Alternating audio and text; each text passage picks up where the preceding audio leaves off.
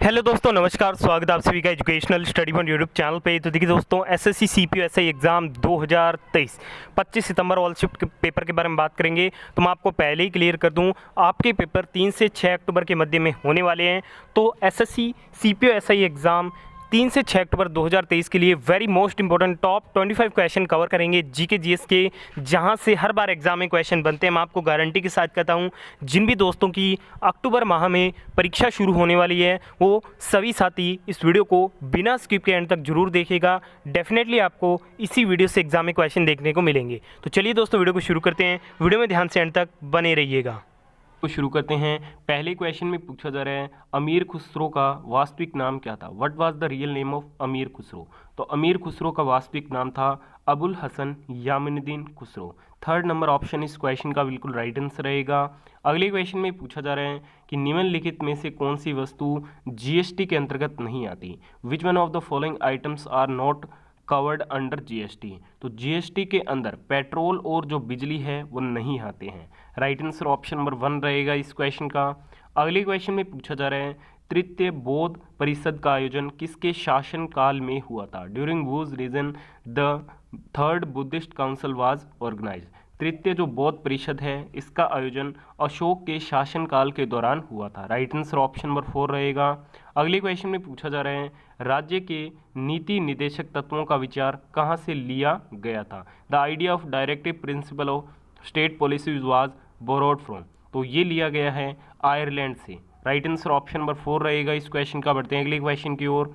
अगले क्वेश्चन में पूछा जा रहा है, उनकी विचारधाराओं के कारण फ्रंटियर गांधी, सरहदी गांधी के नाम से किसे जाना जाता था? देखिए दोस्तों, फ्रंटियर गांधी या फिर सरहदी गांधी के नाम से पुकारा जाता था खान अब्दुल गफार खान को। थर्ड नंबर ऑप्शन इस क्वेश्चन का राइट आंसर रहेगा। अगले क्वेश्चन में पूछा जा रहा है कि निम्नलिखित में से कौन एक गैर बारहमासी नदी है? तो गैर बारहमासी नदी इनमें से कौन सी है? तो ये है आपके Krishna river. Option number 1 will be the right answer. अगले क्वेश्चन में पूछा जा रहा है कि अरुणाचल प्रदेश में ब्रह्मपुत्र नदी को किस नाम से जाना जाता है? The river Brahmaputra in Arunachal Pradesh is known by the name? तो अरुणाचल प्रदेश में ब्रह्मपुत्र नदी को सियांग रिवर के नाम से क्या है, जाना जाता है। अगले क्वेश्चन में पूछा जा रहा है, जाट जटिन निम्नलिखित में से किस राज्य का सबसे लोकप्रिय लोक नृत्य है? Jat Jatin is one of the most popular folk dance from which among the following state? तो ये रिलेटेड आपके बिहार से। Third number option will be the right answer. अगले क्वेश्चन में पूछा जा रहा है, गुप्त काल के दौरान सोने के सिक्कों को निम्नलिखित में से किस नाम से नामित किया गया? ड्यूरिंग द गुप्त period gold coins where called by which of the following name? तो गुप्त काल के दौरान सोने के सिक्कों को दिनार के नाम से जाना जाता था। अगले क्वेश्चन में पूछा जा रहा है, भारत के गवर्नर जनरल कौन थे जब स्थायी बंदोबस्त की शुरुआत की गई थी? देखिए दोस्तों, जब परमानेंट सेटलमेंट इंट्रोड्यूस हुआ था उस समय भारत के गवर्नर जनरल थे Charles Cornwallis. Right answer option number 4 रहेगा इस क्वेश्चन का। अगले क्वेश्चन में पूछा जा रहा है, पूना समझौता पर हस्ताक्षरकर्ता कौन थे? तो देखिए दोस्तों, जो पूना समझौता साइन हुआ था ये गांधी और अंबेडकर के मध्य में हुआ था। अगले क्वेश्चन में पूछा जा रहा है, भारत के संविधान के डैश के तहत वित्तीय आपातकाल घोषित किया जा सकता है? Financial emergency can be declare under dash of the constitution of India? देखिए दोस्तों, जो फाइनेंशियल इमरजेंसी है ये अनुच्छेद 360 के तहत क्या घोषित की जा सकती है। अगले क्वेश्चन में पूछा जा रहा है कि पानीपत की पहली लड़ाई 1526 में लड़ी गई थी। इस लड़ाई में इब्राहिम लोदी को डैश द्वारा हराया गया था? The first battle of Panipat was fought in 1526। In this battle Ibrahim Lodi was defeated by? तो इसमें इब्राहिम लोदी बाबर से हारा था। राइट आंसर ऑप्शन नंबर 2 रहेगा। अगले क्वेश्चन में पूछा जा रहा है, संयुक्त राष्ट्र महासभा की पहली महिला अध्यक्ष कौन थी? वो was the first women president of UN general assembly? तो कौन थी? तो ये थी राजकुमारी अमृत कौर। अगले क्वेश्चन में पूछा जा रहा है, मौर्य किस राजवंश के बाद आए? देखिए दोस्तों, जो मौर्य थे ये नंद राजवंश के बाद आए थे। राइट आंसर ऑप्शन नंबर 2 रहेगा। देखिए दोस्तों, अभी तक आपने इस वीडियो को लाइक नहीं किया तो प्लीज़ जल्दी से लाइक कर दीजिएगा और सभी दोस्तों को इस वीडियो को पहुंचाने के लिए वीडियो को शेयर भी जरूर कीजिएगा।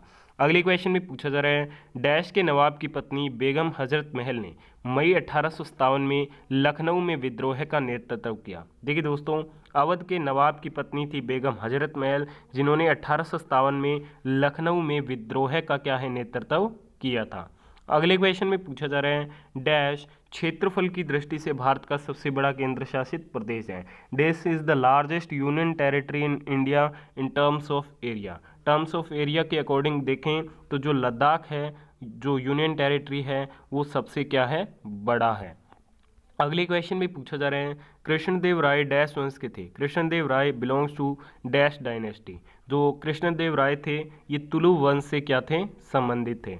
अगले क्वेश्चन में पूछा जा रहा है दुधवा राष्ट्रीय उद्यान कहाँ स्थित है। Where is Dudhwa national park located. Dudhwa जो राष्ट्रीय उद्यान है ये भारत के उत्तर प्रदेश राज्य में क्या है, स्थित है। अगले क्वेश्चन में पूछा जा रहा है साबरमती नदी निम्नलिखित में से किस पर्वतमाला से आरंभ होती है।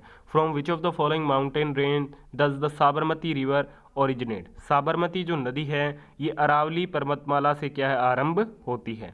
नेक्स्ट क्वेश्चन में पूछा जा रहा है कि विश्व स्वास्थ्य संगठन की स्थापना 7 अप्रैल 1948 को हुई थी। विश्व स्वास्थ्य संगठन WHO का मुख्यालय कहाँ स्थित है। तो WHO की स्थापना 7 अप्रैल 1948 को हुई और WHO का जो मुख्यालय है वो आपके जिनेवा में क्या है, स्थित है। Option number 1 will be the right answer. अगले क्वेश्चन में पूछा जा रहा है स्कंदगुप्त द्वारा किस प्रकार के सोने के सिक्के जारी नहीं किए गए। Which type of gold coin is not issued by Skandagupta. तो स्कंदगुप्त के द्वारा बुल टाइप के जो सोने के सिक्के थे वो जारी नहीं किए गए थे। तीरंदाज प्रकार, घुड़सवार प्रकार और राजा और रानी प्रकार के सिक्के जारी किए गए थे। अगले क्वेश्चन में पूछा जा रहा है म्यांमार देश की राजधानी क्या है। Where is the capital of Myanmar country. तो म्यांमार की जो कैपिटल है वो कौन सी है, तो ये हो जाएगी आपके नेपिडो। करेक्ट आंसर ऑप्शन नंबर 3 रहेगा इस क्वेश्चन का। अगले क्वेश्चन में पूछा जा रहा है भारत की किसी भी राज्य की पहली महिला मुख्यमंत्री कौन थी। Who was the first women chief minister of any state in India. तो भारत के किसी भी राज्य की पहली महिला मुख्यमंत्री थी श्रीमती सुचेता कृपलानी जी। अगले क्वेश्चन में पूछा जा रहा है अजंता के चित्र किस धर्म से संबंधित है।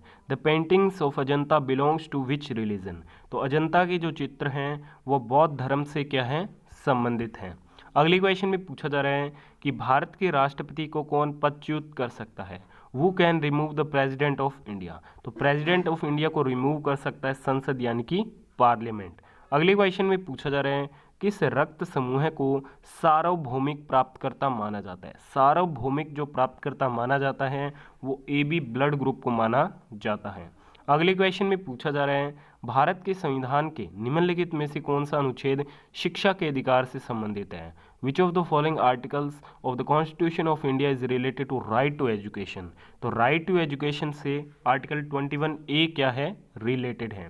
नेक्स्ट क्वेश्चन में पूछा जा रहा है निम्नलिखित में से कौन राज्य सूची के अंतर्गत आता है। Which of the following is under the state list. तो स्टेट लिस्ट के अंदर एग्रीकल्चर यानी कि जो कृषि क्षेत्र है वो आता है। नेक्स्ट क्वेश्चन में पूछा जा रहा है निम्नलिखित में से किस पंचवर्षीय योजना को गाडगिल योजना भी कहा जाता है। Which of the following 5 year plan is also called Gadgil योजना। तो गाडगिल जो योजना है ये 3rd 5 ईयर प्लान को कहा जाता है। देखिए दोस्तों आज की इस वीडियो में हमने top most important question cover कर लिया। आपने वीडियो को अंत तक देखा, धन्यवाद। पसंद आई लाइक और शेयर जरूर करें।